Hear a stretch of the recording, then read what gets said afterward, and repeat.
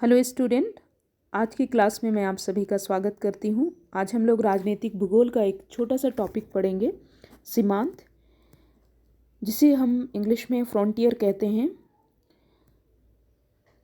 राज्य की कुछ विशेषता हैं, उसमें से सीमांत भी राज्य की एक विशेषता है। सीमांत और सीमा, ये दोनों शब्द हम लोग सुने होंगे। ये दोनों शब्द अक्सर एक दूसरे के बदले में इस्तेमाल होते हैं, इंटरचेंजेबली यूज़ होते हैं, लेकिन इन दोनों में अंतर पाया जाता है। सीमांत जो होता है वो एक विस्तृत क्षेत्र होता है जो दो राजनीतिक इकाई के बीच में स्थित होता है, जहाँ पर सीमाएं अस्पष्ट होती है, यानी सीमाएं अस्पष्ट होती है। सीमा यानी बाउंड्री जो है उसे हम पतली रेखा या निश्चित रेखा के रूप में परिभाषित करते हैं, लेकिन जो सीमांत है, सीमांत जिस जगह पर होता है वहाँ पर सीमाएं रेखा के रूप में नहीं होती है, लेकिन वे क्षेत्र के रूप में, चौड़े क्षेत्र के रूप में होती है, और इस जगह से राज्य का जो प्रभाव है वो धीरे धीरे समाप्त होता हुआ हमें दिखाई देता है। तो सीमांत यानी फ्रंटियर एक क्षेत्र है, रेखा नहीं। ये रेखा नहीं होता, ये क्षेत्र होता है, ये चौड़ा क्षेत्र होता है। इसे हम इस इमेज से समझने की कोशिश करते हैं। देखिए, यहाँ पर बाउंड्री यानी सीमा के लिए एक दीवार खड़ा किया गया है। ये हमें दीवार के रूप में यानी रेखा के रूप में दिखता है, लेकिन जहाँ सीमांत की बात होती है वो हमें एक विस्तृत क्षेत्र के रूप में दिखाई दे रहा है। तो ये इन दोनों में मुख्य अंतर है।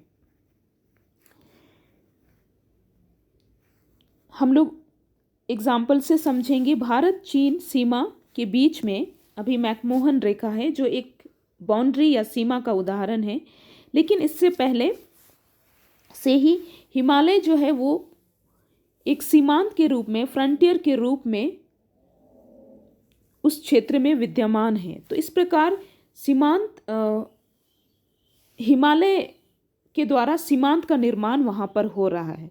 तो इस प्रकार से सीमांत जो होता है वो एक विस्तृत क्षेत्र होता है।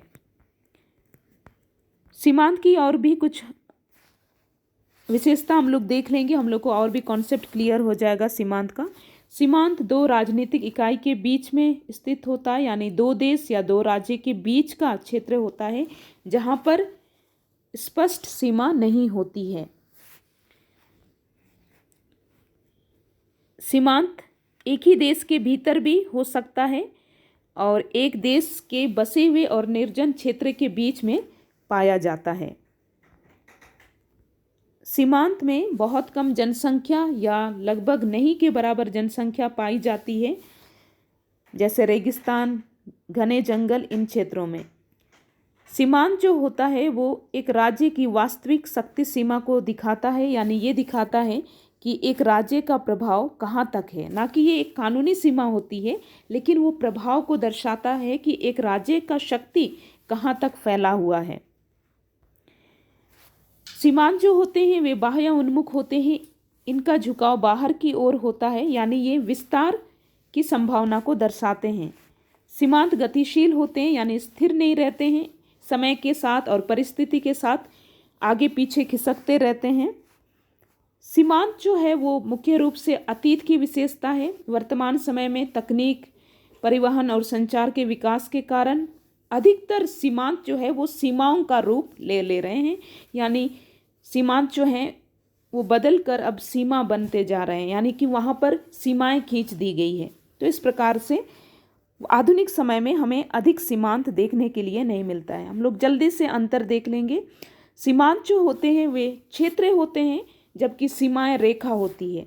सीमांत अस्पष्ट होते हैं, सीमाएं सटीक होती है, यानी स्पष्ट होती है। स्पष्ट रेखा के रूप में हो सकती है, स्पष्ट